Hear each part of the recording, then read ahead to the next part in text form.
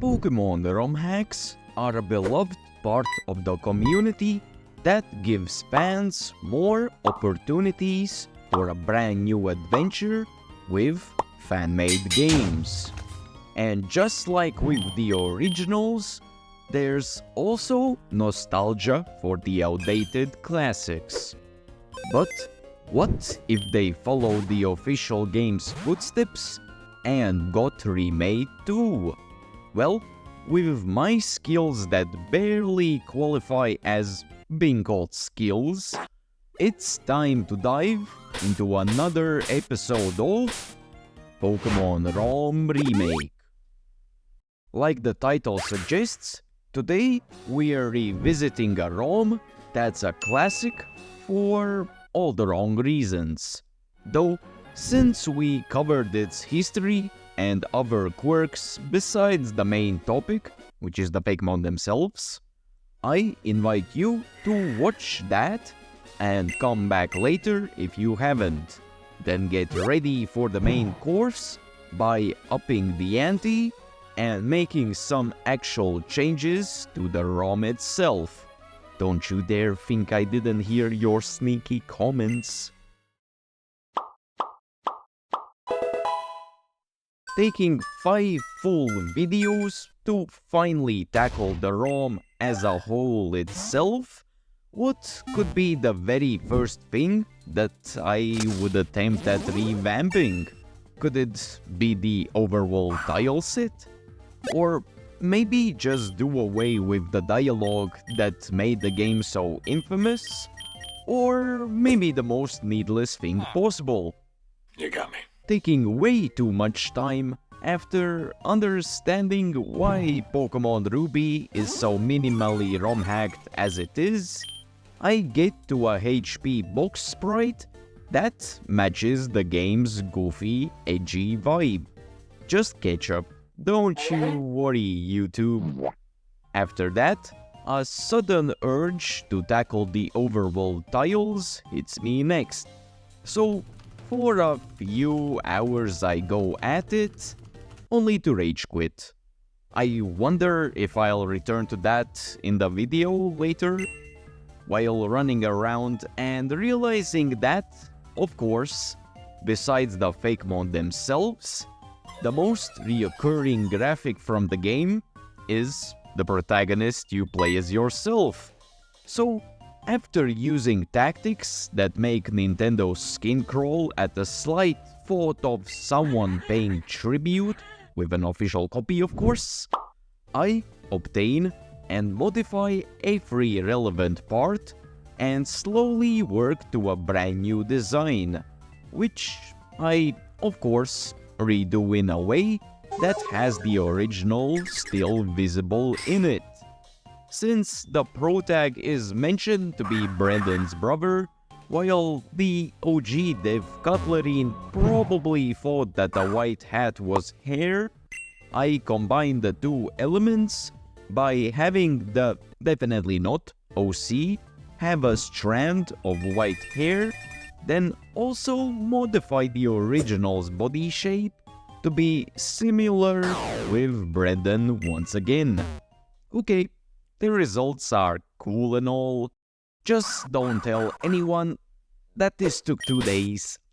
Scurrying along to change more stuff, I go through the whole dex and not only adjust their stats, dex entries, and moves, then also do something similar for some good old trainers that made most of us weaken our scalps. But only for the most notable and special Pokemon and trainers. I don't have that little of a social life. Have a little faith. I also add in the remakes that I made in the previous Snakewood video, then modify the wild encounters and teams so they make actual appearances. And if more appearances is what tickles your fancy, I fulfill my past child's wishes, and probably some of yours as well, by actually making the zombie Fakemon findable and usable. Phew, that was quite hefty. How about we take a small break by remaking some Fakemon, then continue tackling the ROM after that.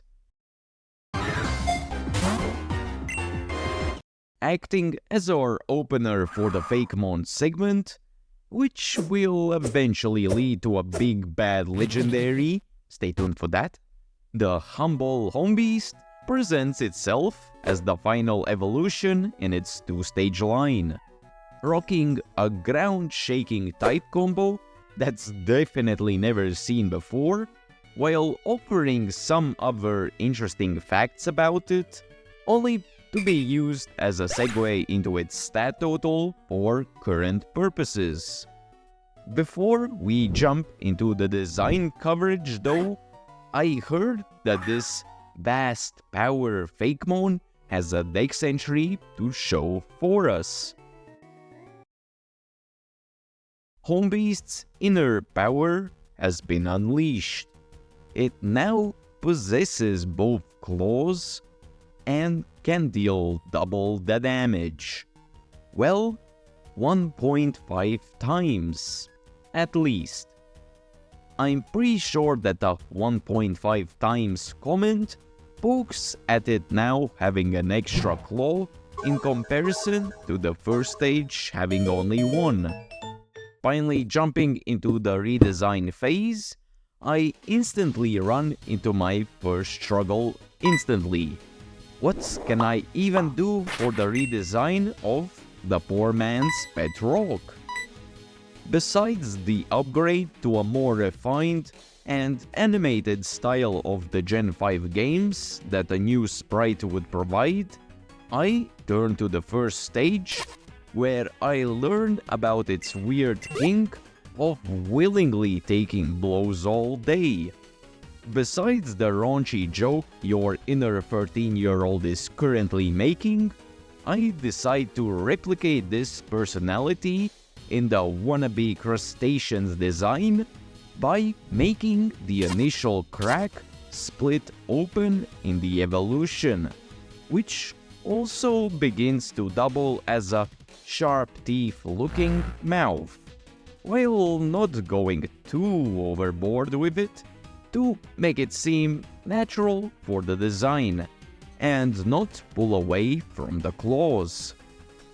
With your patience finally paying off, the chance to see Hombeast with a sleek new look has finally been fulfilled. Same goes for the back and icon sprite that don't complain about the design simplicity. As for the shiny, every remake today will have a shiny that has a ghostly theme to keep it representative of its origin, since the originals didn't have shinies in the first place. Although, there now also exists something that didn't before.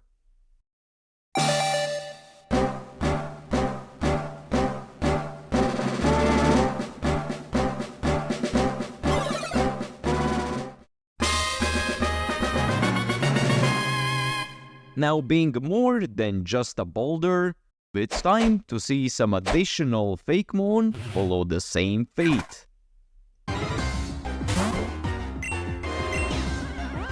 Having the honor of being remade be bestowed upon it due to being one of the most popular designs from the hack, the Qwilfish evolution that beat Overqwil by 12 years has surprisingly been mentioned as one of the hack's positives by fans. So let's see what it brings to the table. Having the expected typing and abilities that come from Qwilfish, Qwilshark on the other hand brings some heat to the table with quite the impressive stat total, even rivaling the likes of, check it, Gyarados. Actually, speaking of Gyarados, the dex entry may have something to say about that. The eternal rival of Gyarados, Qwilshark is much rarer than its more famous cousin. Its temper is 1,000 times worse. Well, I sure do love some good old rivalries, so you got me there. But then again, Qwilshark's main appeal is its design. So what about that? Unlike the usual issue, this time coming up with a new design was a surprisingly easy task. Though, just like with anything that seems too good, the difficulty remained true with newfound problems in the execution department. Although the design is surprisingly beloved with all of its origins and history behind it, I would say that the connection between Qwilshark and Qwilfish is somehow less visible than the likes of Octillery and Remade. So to tie them both together, I worked on keeping the core aspects of the evolution intact, while applying Qwilfish identifying elements to the new design, which started to shape and showcase themselves nicely on the new body with a more aggressive pose that matches the puffer's nature. So, I don't know about you, but in my opinion, the mix between a more faithful evolution and the OG design doesn't do anything but justice to the sprite. Literally backing that up with the back sprite and the icon sprite, a comparison can showcase the contrast just that much more. Despite the previously laid out stipulation for how I'll act with the shiny sprites, I already make an exception for the rule with a palette that makes a reference to the original coloring. But when it comes to the biggest standout,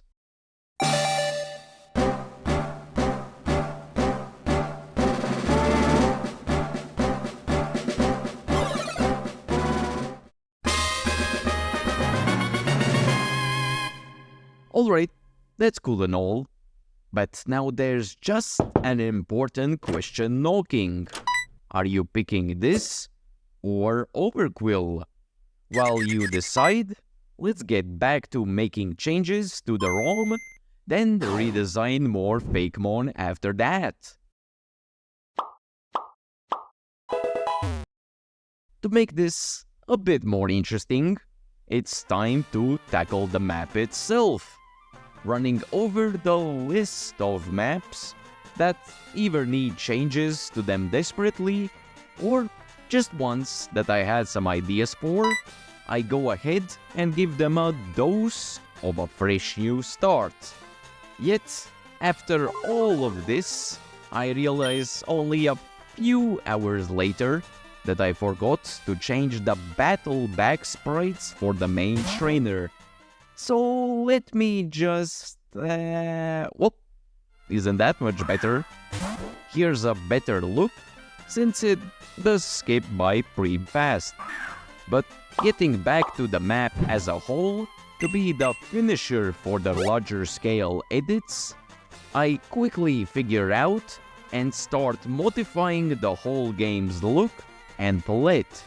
So in result, the initial tone that the ROM wants to present is more quickly seen and felt, with the help of the new semi-washed out, though at the same time fitting, gloomy vibe.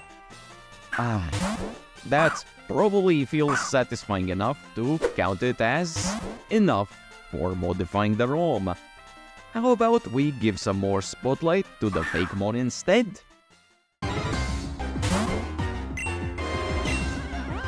Coming from the lands by the name of literally winning by a sliver in the Patreon poll, Psypig ends up being the next in line for a remake due to our lovely Patreons, which you can also become if you want exclusive content, special sprite work and more if you check down below. Unlike what popular belief in the context of a small cult classic ROM's fanbase would say about the pig's lineage, Psypig, surprisingly enough, has no relation to the Grumpig family, no matter how alike they look. Psypig also comes pre-cooked with a fire psychic typing, then wedges in little extra tidbits, and quite the impressive stat total for an initially unimportant seeming design. When it comes to the best part of this ordeal, one peek at its dex category is enough to make a grown man giggle. Oh, right, that reminds me, time for the Pokédex entry as well. Psypig travel in roving packs that fleece unsuspecting tourists of their money. The glyph on its forehead foretells the date of its death. Yeah, I feel like some artistic liberties with changes are coming up sooner than expected. Despite landing on a design that has more to offer than literally just a sentient sphere, Psypig's simple look initially didn't shy away from triggering some good old artist flaw. Yet, when I eventually just begin with the proportion shifts that match the Gen 5 sprites, a slew of ideas or small changes come to mind, slowly bringing me to a result that's bright enough to satisfy. Speaking of bright, seeing as the first version for the animation seemed a bit too bland, let's be honest, I applied some personality to the little piggy and made its psychic typing rear its head into the frame with literally energetic eyes. So with just as much energy, I present to you the third redesign that was selected by my most loyal fans. Having some traits of the simple, yet effective, under its newer title, the icon, front and back sprite succeed quite well for what they are meant to be, while the shiny is back to being with just an eerie look, like I originally envisioned. But above all, none of these can compare to the might of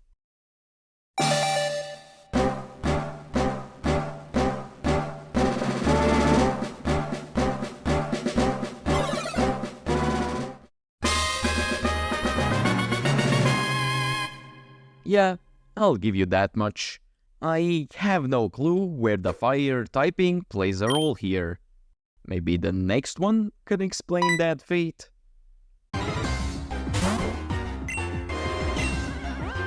Dragging my feet up until this point for covering an undead Fakemon design in an undead-focused romhack, I pick one at random from the category and land on GrimReaper, the least fleshed out design from the roster, though it turns out that it has an evolution on top. Oh well, the RNG giveth, the RNG taketh.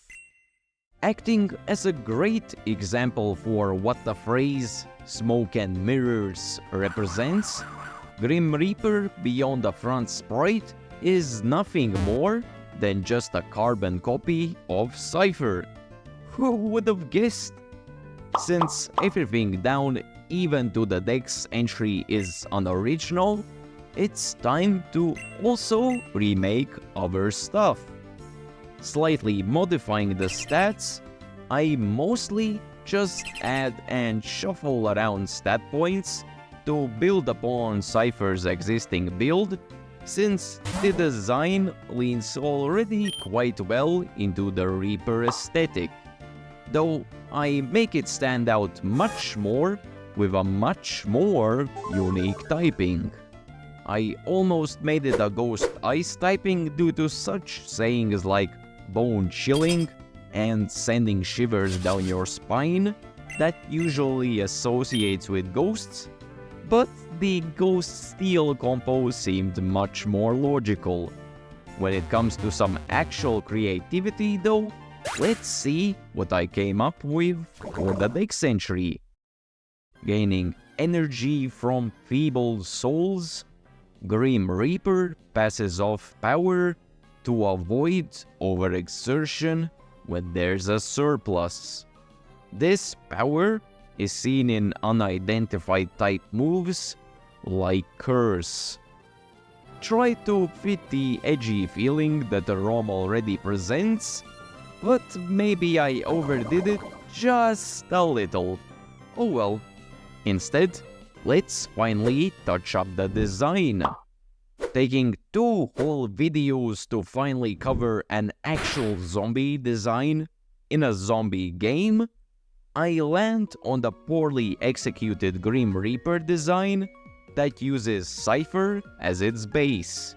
Then use the opportunity of it being barely edited to swoop in and finish the task myself, transforming the key elements of Cypher by applying a look that comes from the boned game ender itself, turning the somewhat already Scythe-looking mandibles into a more concrete resemblance now instead, which gets assisted with cloth that pulls the whole ghoul together to form a fully fledged, new, remade look for the undead Pokemon that took 9 slots for me to finally cover a design from this ROM's main Fakemon group.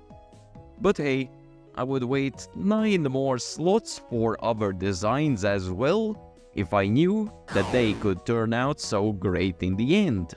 Which, of course, also applies for the off-screen made renditions for the back and icon sprite.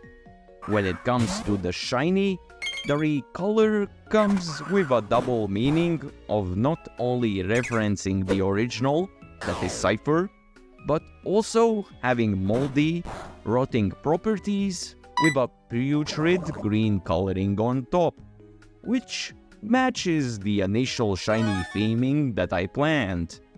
Though, for the final part of my plan,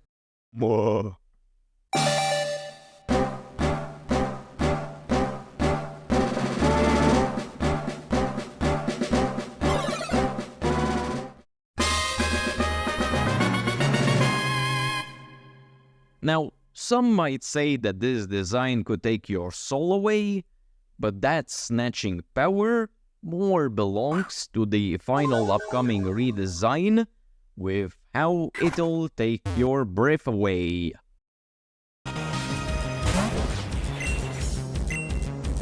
Finally bringing a legendary as the final proposition to be remade in the selected batch once again, Luca Zamon is one of many Snakewood's legendary Fakemon, featuring a cool typing, which gets assisted by the usual blabber.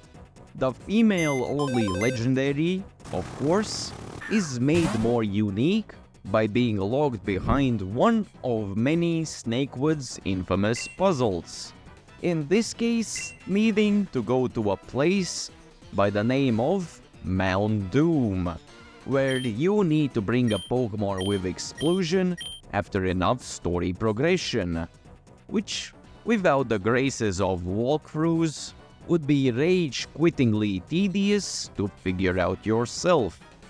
But if you manage to obtain this Beauty and the Beast, you would gain access to the 608 stat total legendary, while also having the opportunity to read a special entry. Luca Zamon is the embodiment of destruction. She sleeps in deep caves until she is called with the Rage Release spell. Well, Rage Release spell is definitely an alternate way to call explosion by. I think I'll just make a boom myself with a redesign instead though. Thank you. Personally, considering that the design is pretty good for what it is, I decide to more so build upon the original, rather remake and replace it with a new design, with new properties also applied to the legendary, so that it fits the Gen 5 look. I proceed further with making the main body part channel and maintain the icy bolts that run through its body to keep everything together, which, with the help of it now being animated, I also turn the chilly lightning, or whatever it is, into a much better reflection of itself with the now animated motions, just like the new design itself. Now, living up more to its title as a legendary, Luca Zamon gets reintroduced quite quickly with a fresh new sprites and fitting icon. Then for the shiny, I keep the short-lived tradition alive by applying some spoopy colors. And to finally put an end to this,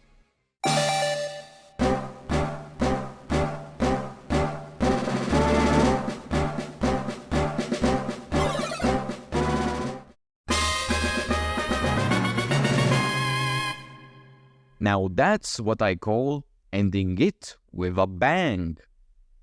And just like that, not only I covered 5 more Fakemon that brings the remade Snakewood design total up to 10, but for once, the ROM itself has had more changes to it than just the revamped Fakemon editions. If you enjoyed and wish to support me while getting things out of it, go check my Patreon. Visit my Twitter for sneak peeks and other stuff. Sub and like if you enjoyed, and stay tuned for more.